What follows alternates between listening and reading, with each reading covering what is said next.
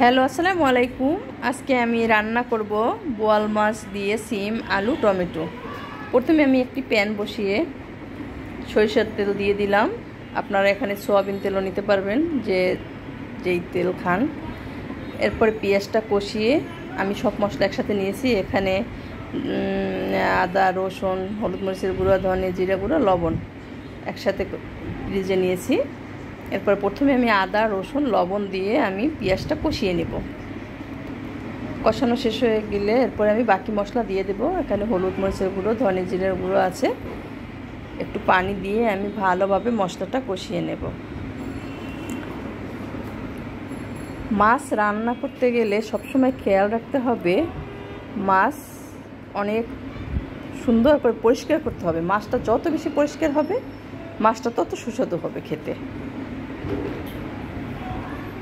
এরপরে আমি মশলার ভিতরে মাছটা কষিয়ে নিতেছি।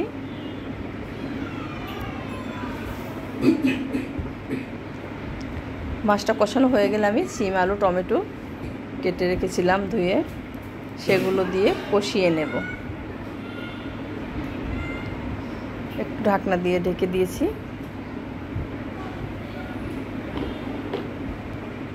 এরপরে আবার একটু নাড়াচাড়া দিয়ে নেব।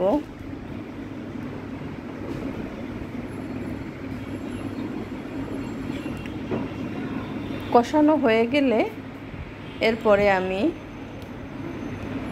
ফোটানো গরম পানি দিয়ে দিব। যেহেতু আমি মাছটা সিম আলু দিয়ে একটু ঝোল ঝোল খাবো, সেজন্য আমি এখানে ফুটন্ত গরম পানি দিয়ে দিয়েছি পরিমাণ মতো, যে যেরকম খাবে।